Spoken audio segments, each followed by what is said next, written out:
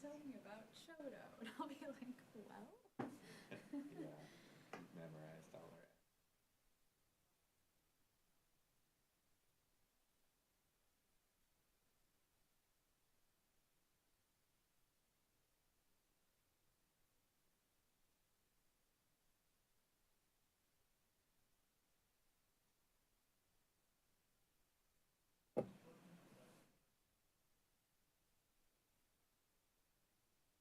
when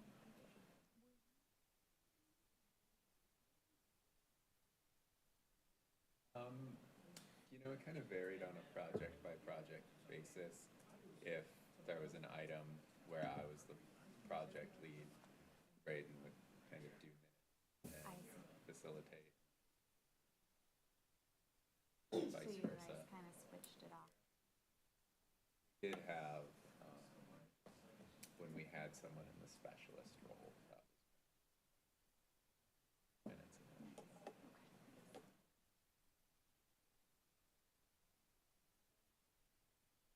Well, I don't know. I saw Feeney today, so Okay. it's going to the commission at least.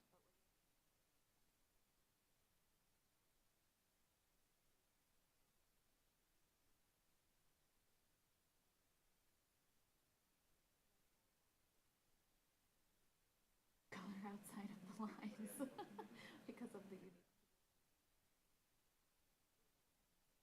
guidelines for how to have.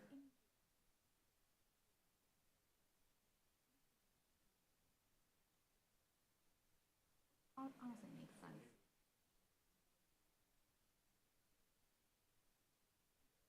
I mean, she needs to formalize.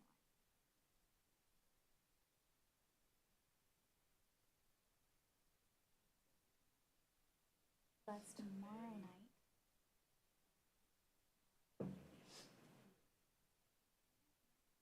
I assume they vote on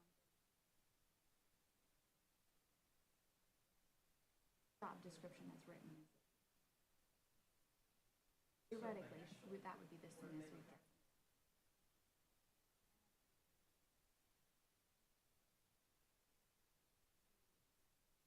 2 to 5 weeks to like put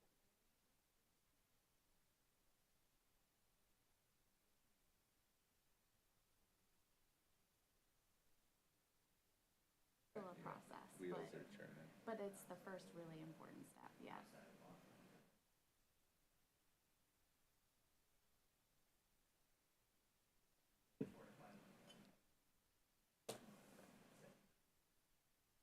Is this for me or is this for your commission?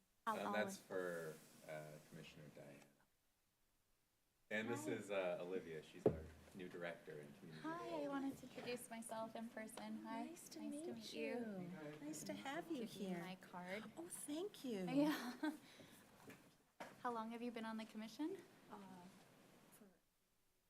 Were you going to say forever? Yes, I almost said forever, but that would be exaggerating by just a very long time. Great. Oh, thank you. It's for the public hearing, and then this is the regular meeting agenda.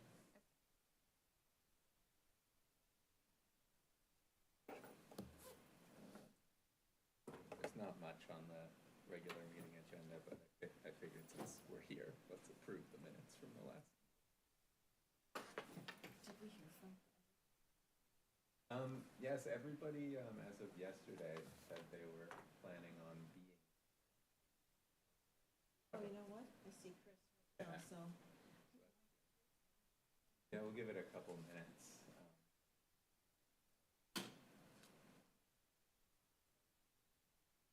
Words. We have.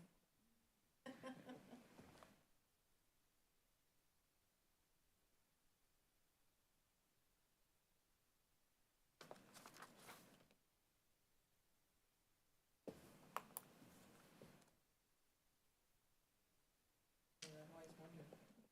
No one here, do we still need? We Just do, say yeah, no, and it's it here. is broadcast on the internet. Okay. So,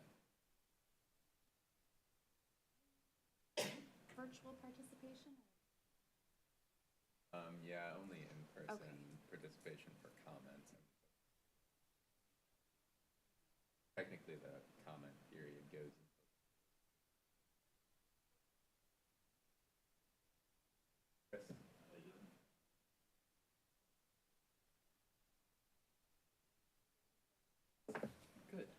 saw you crossing the street. Yeah. I knew we didn't have to wait very long.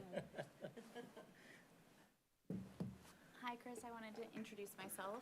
Hi. I'm the new Director of Community Development. Nice It's to meet nice you. to meet you. I'll Nice give to you my meet you. card as Thank well. you. Yep. I had seen your name. It's nice to have a face to go with. Happy to be here. Pastor Bob walking up, do we? Okay, well, it's 6 o'clock, so we have a quorum, I think we can get going. Okay, all right. So we begin this evening with a public hearing. This public hearing of the City of Urbana Community Development Commission is called to order at 6:02 on August 26th, 2025. Could we have a roll call, please? Commissioner Diana, Here? Commissioner Silvas, Here. Commissioner Freeman, Commissioner Womack, Here.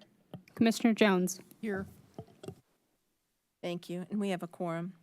The purpose of this public hearing is to receive citizen input regarding the City of Urbana and Urbana Home Consortium fiscal year 2025-29 consolidated plan.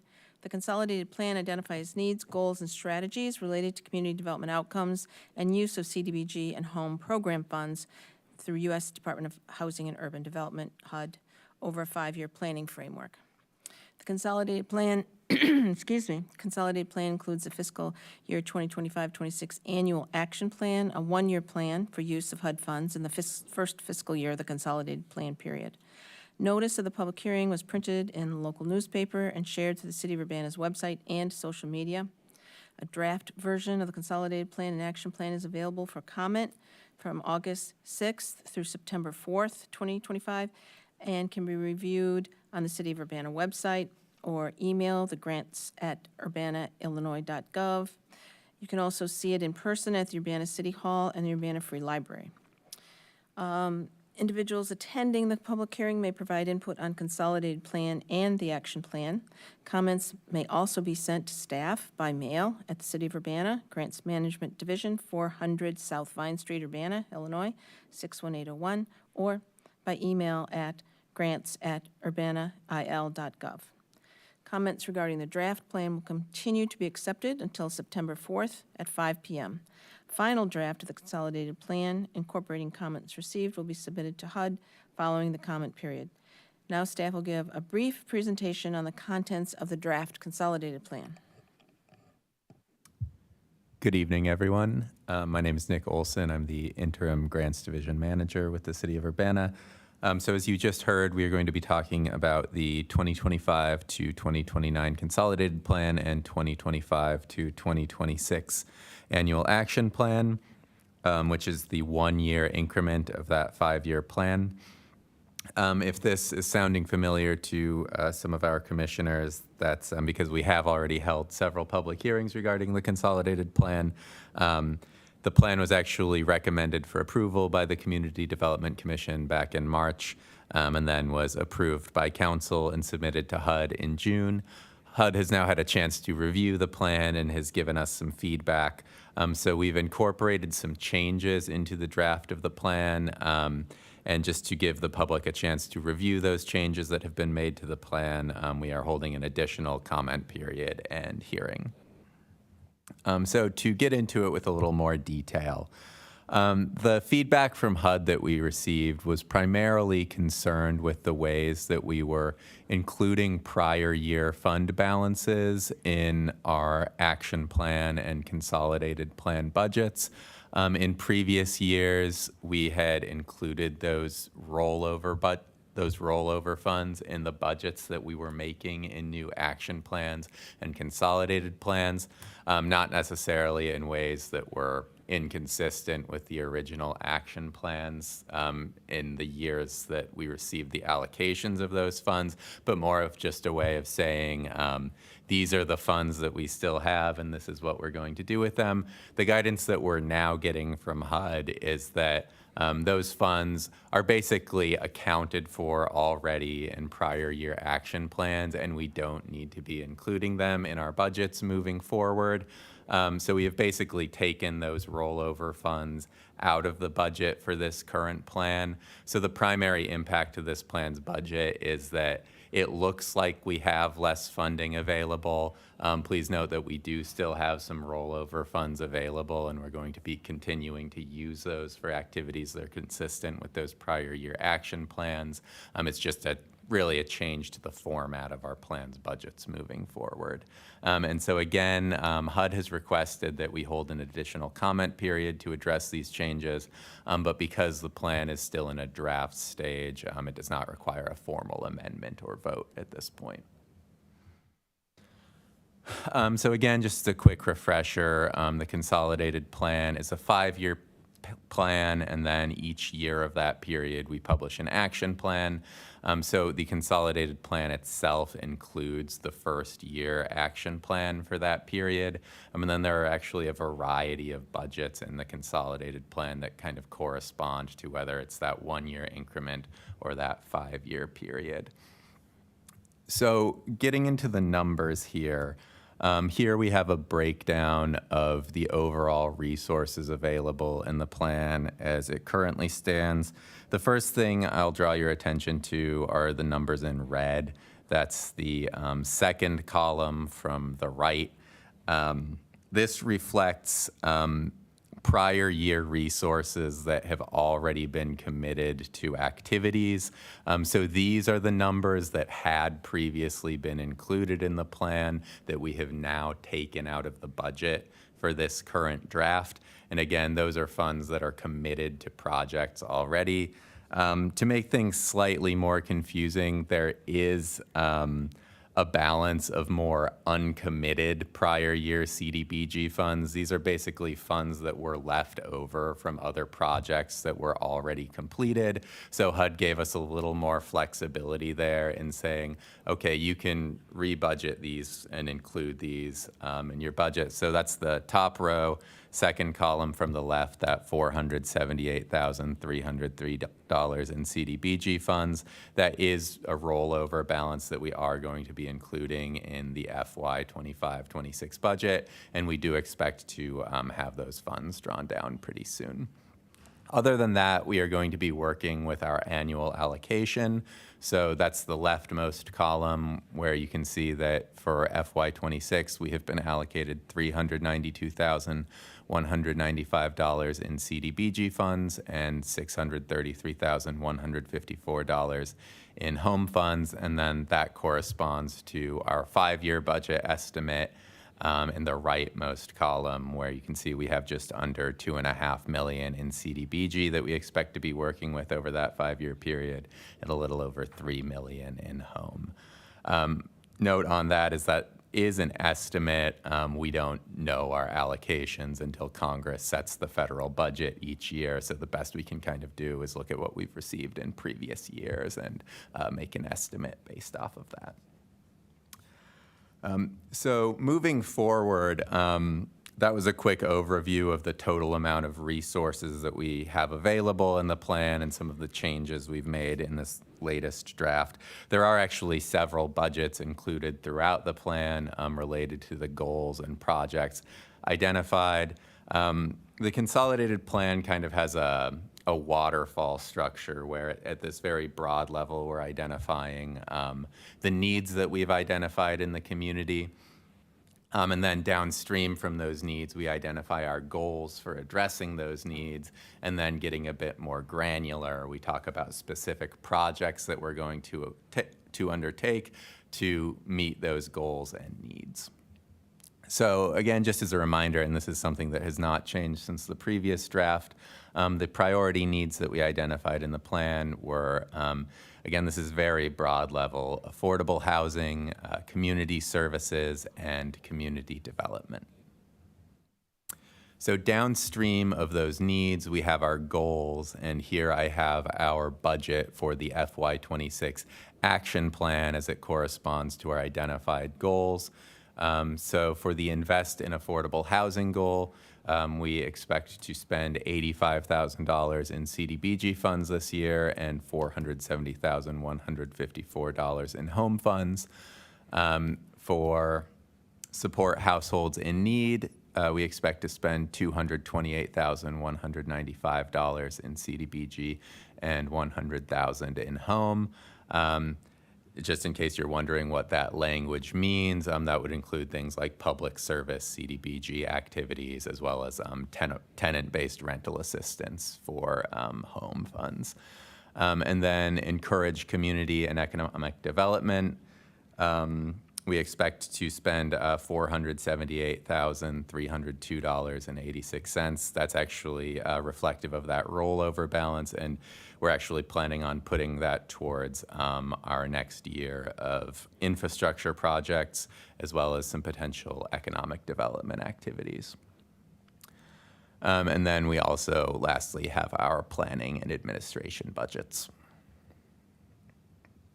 So here we have our, getting a little more granular, we have our CDBG projects. So again, we have administration, and then we also have property acquisition, demolition, and new construction budgeted at $5,000. Again, this is for the FY26 fiscal year. So our budget for most of these for the consolidated plan period is basically going to be this number times 5. And then code enforcement at $35,000. And then under the housing and supportive services category, we have public services at $58,000. Once the plan is approved, we expect to be working with Cunningham Township for some of their emergency housing assistance programs. And then our housing rehabilitation program, we've budgeted at $128,000, and then housing program delivery. So these are costs that are sort of like administrative costs, but basically staffing costs that are directly tied to a specific activity. That's budgeted at just over $43,000. For public infrastructure, we have that budgeted at $378,302.86. And then economic development is budgeted at $100,000 for the next year. So then for our home projects, again, we have planning and administration budgeted at $63,000.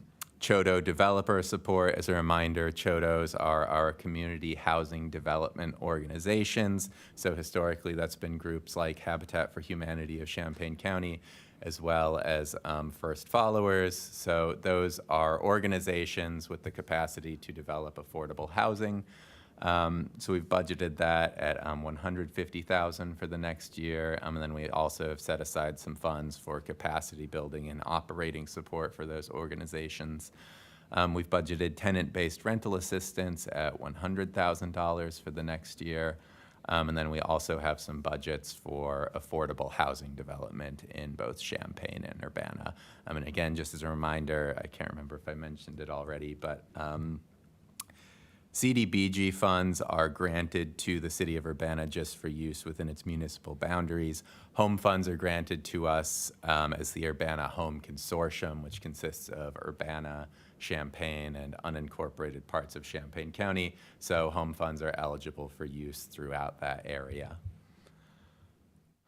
So that was a quick overview of the changes that have been made to the draft and what the budget and projects in the plan currently look like. But I'm happy to take any questions.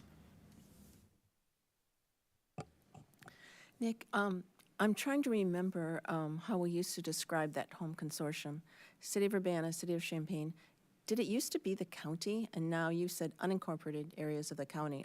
Is Rantoul in its own area, or how does that work? Yeah, so incorporated towns of certain sizes. Rantoul gets its own CDBG allocation. I can't remember the exact geography. HUD has a tool online called CPD Maps, where you can look at exactly what that region is. But it's mostly Urbana, Champaign, and then rural areas of Champaign County. Thanks for that clarification. I noticed in the consolidated plan that there was a brief mention of additional dwelling units, that people could build a little suite in their backyards or whatever. Is that part of this plan at all in those allocations or not? Yeah, that's a good point. there might have been a mention here or there, maybe in our market analysis or needs assessment, that, you know, there might be room for more diversity in some of our neighborhoods in terms of housing types, and that smaller units like that can be, you know, a more affordable way to house people. We haven't dedicated any funds specifically to that activity, but I think it's something to be thinking about moving forward, especially as the comprehensive plan that was just passed is followed by conversations around revisions to the zoning ordinance, where if there are potential incentives that can be partnered Yeah, that was with my next those question. regulation changes, but, you know, that's a broader Right, conversation. yeah, that I was my think. next question, is like, I couldn't remember if Urbana has zoning laws that prohibit you from building an additional dwelling unit. If you can't do it, then you I'd can't do it. refer you to our planning division for Fantastic, thank you. the specifics. So if there are no more questions for. If oh, I one get more, my okay. mic, yeah. Going back to the very beginning, just a couple of questions on that prior year carryover section. So if I'm understanding correctly, what they are differentiating between, to an extent, is what I would call surplus funds versus unexpended funds. The first being more budgeted than was necessary to complete the task, and the second being money that was budgeted for a task that wasn't completed.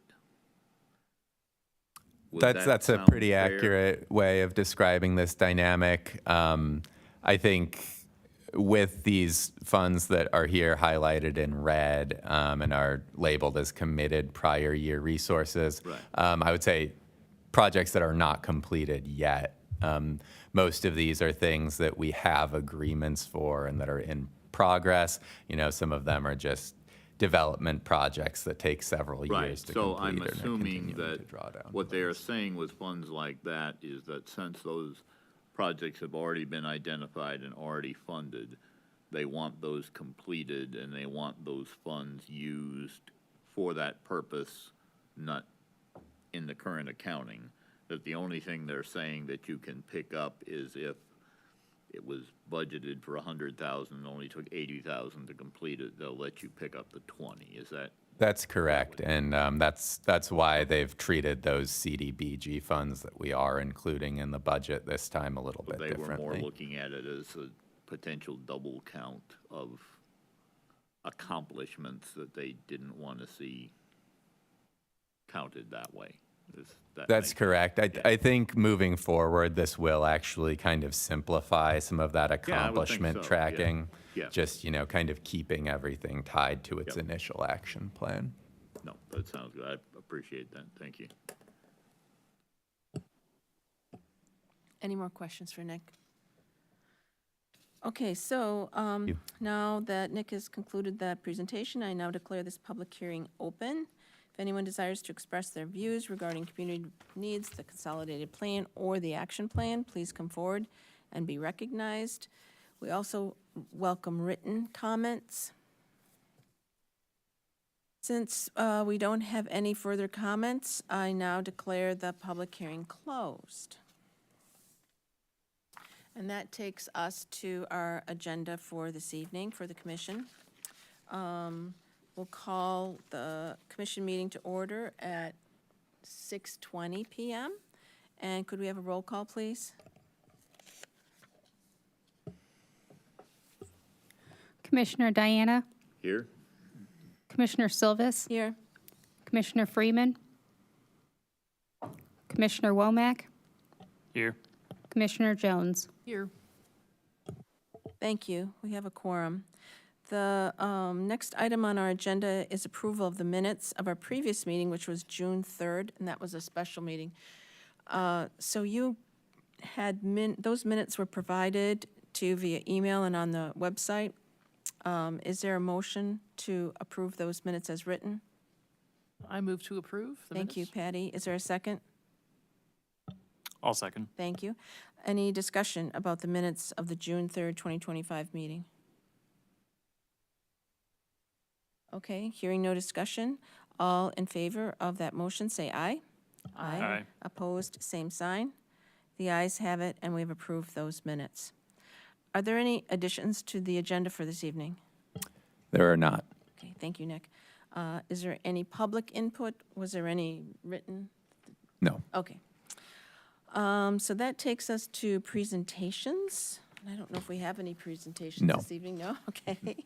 And then the staff report.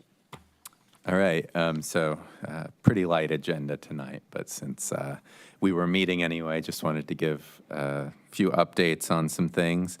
So first, as you may have noticed, Braden Belcher, our former Grants Division Manager, is no longer with the city. He's moved on to another position with the University of Illinois. We're certainly sorry to see him go, but, just want to say we appreciate his service to the community. We are hoping to have some of the vacant positions in the Grants Division posted pretty soon, and we'll just do our best to keep on trucking until then. Another staffing update, we do have a new director in community development. Here we're joined by Olivia Jovine. So thanks to her for being here, and we're very excited to have her here with the city. So next for the staff report, just an update on our consolidated annual performance evaluation report. As a reminder, this is the annual report, which is kind of the progress and accomplishment side of our annual action plans, where we report back to HUD on the funds that we drew down and the accomplishments from the activities that we completed. Typically, we start putting that together after the fiscal year ends. It's due to HUD at the end of September. So in September, we will have a draft published pretty early on in the month. And then we will have a public comment period, and we'll formally put out a notice once we've decided exactly what those dates are going to be.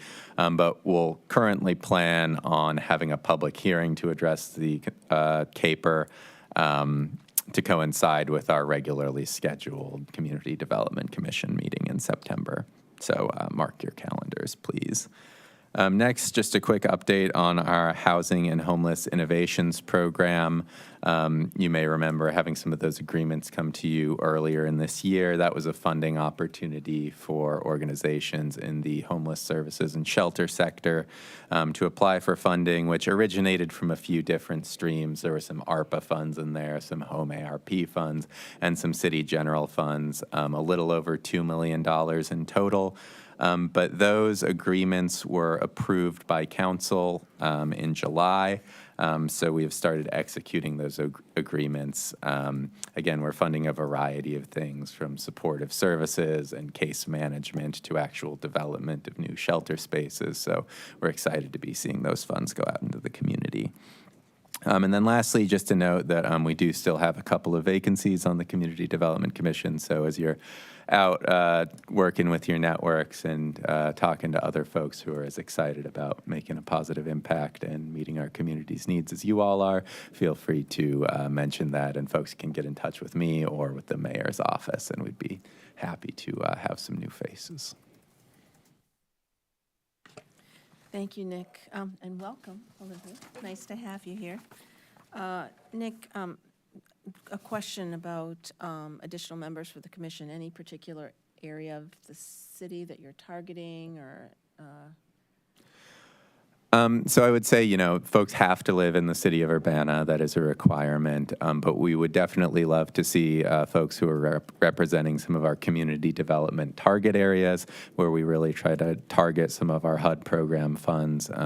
So that map is actually included in the current draft of the consolidated plan, and has also been added to the county GIS layer, if you actually want to look at it online in a more interactive way.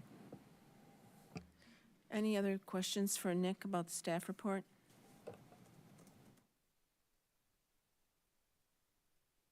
Thank you. Any unfinished business to come before the commission this evening? There's not. Okay. Any new business? No.